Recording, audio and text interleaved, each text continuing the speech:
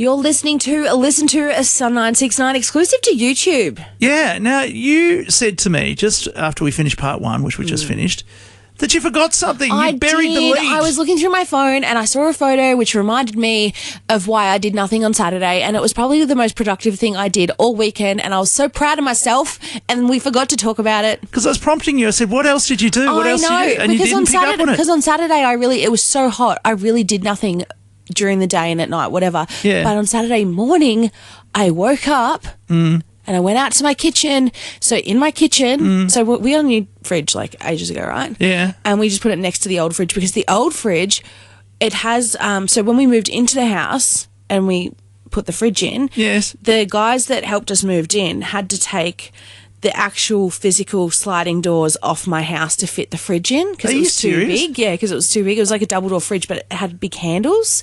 Anyway. What brand is it? I don't know. It's old. Oh. Anyway, so that's not the point of the story.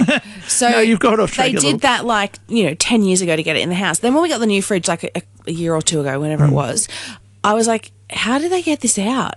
And and that's when it was told to me, the doors coming off the side. I was like, oh, okay. I didn't know that's how you got the fridge in, all those years ago.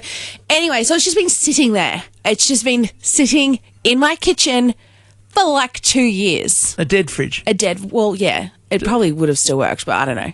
A fridge we weren't using. Are you serious? Yep. You have a lot of clutter in your house? Are you like those, those shows, declutter your life? I have no clutter. I'm one of those people that don't even like knickknacks. Okay. So because they were both stainless steel fridges and they were next to each other, they just kind of looked like they were meant to be there. Right. So anyway, I got up on a Saturday morning and I knew it was the last weekend that you could get rid of a white good at the tip for free because they do that every first weekend of the month, but obviously the next one after Saturday would have been next year. So I was like, well, and also next year I'm like, I don't know if they're closed for, any weeks in January or whatnot. Yeah. So I was like, and we're having Christmas lunch at my house. So I was like, so you got to clear up the mess. Like, I want this gone. So anyway. So did Mr. Loz help? Or? Yeah. I got up. I stared at it for a minute. Yeah, I thought, nah. Stared at it. Yeah. I was giving it a death stare. Like, how dare you still be in my house? Now, I can see you doing that, actually. Yeah, you give me that death stare sometimes too. Sometimes. So this time I didn't have to be, when we were getting the fridge out, we didn't have to be careful because it was going to the tip. So I was like, just rip it apart. And so anyway, I sent This is a person who's wearing a T-shirt saying, absolutely not. Yes. So I sent a text message to my mate Terry and I was like, this is the last weekend, because he's got a ute, lives down the corner. I was like, this is the last weekend that, we can get rid of white goods, rah, rah. And he's like, oh, I've got a fridge that needs to go to. All right, let's do it now. We got rid of it. There's so much room in my kitchen now, so much room for activities. I forgot how much room was in my kitchen without this fridge. So did you have an activity to celebrate? No, I just was happy it was gone. And then I had to clean the kitchen because it was the fridge. There would have been dirt all in there. I know. And so we ended up. Did you find any animals under there? Dead animals? No, thank God. I was worried about that. But no, we found none of that. It was just dust bunnies. Oh, dust bunnies. Yep. So we got the fridge out, and because we didn't have to be careful this time, because it had all the electrics in the doors. So this time we just took the doors off the front of the fridge instead of the house. Oh. And we got it out.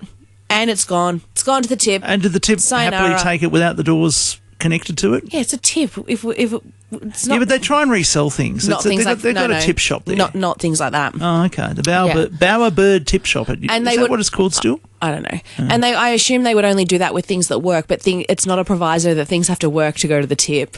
If they want to make it work, they can. Yeah, I think they do. I think they try and make things work. They can, but it's not up to us to make sure they're working order to go to the tip. So they're happy to take them with the doors disconnected. It's a tip. Imagine if you took a bag of rubbish to the tip and they said, "Oh my God, this is rubbish. We can't reuse it." You've got me on my high horse now, because I can tell you what has been annoying me in the last 20 years.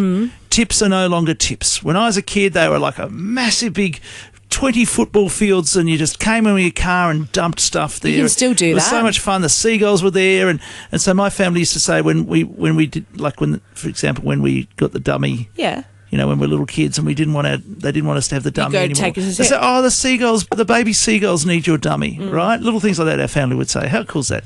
Sure. Anyway, I loved it as a kid going there. Saw the trucks moving things around, pushing the rubbish around. It was, I'm sure it was very stinky too.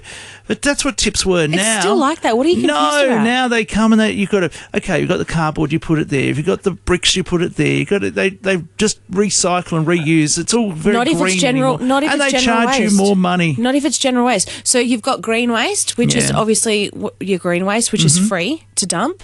Right, okay. And then you've got your general waste. If you've got a bunch of stuff, you don't have to sort it. You just say it's general waste. Well, in Victoria, you have to sort everything No, now. here you just go, you've got green waste because it's free, and then you've got general waste, and then the first Saturday of the month, one white good per household can be taken to the dump as well.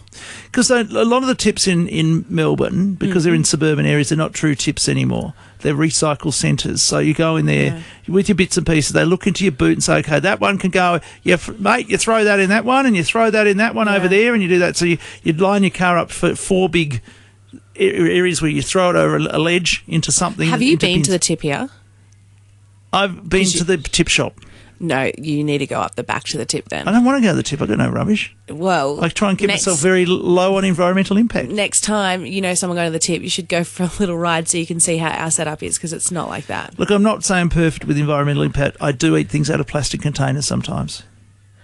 That's not so good, is it? Do you know what I can't, pet peeve? Is when you go somewhere and you buy a drink and the drink is completely in a plastic cup. Oh, don't you And hate then that? they give you a paper straw as if that's saving the environment. Yeah, And you're like, I just want a normal straw. Have you noticed the new thing that they do? And they do it at you're in a shopping centre, and they do it at Lings and different places like that. They seal the top of your drink with a piece of plastic. Yeah. They've got a thing. It's a heat machine. They seal it. Yeah, I know. there. That's. And they've got to shove your straw through it. Yeah. And I think that can't be good. Probably not. Can't be good. What happened to just having the top open?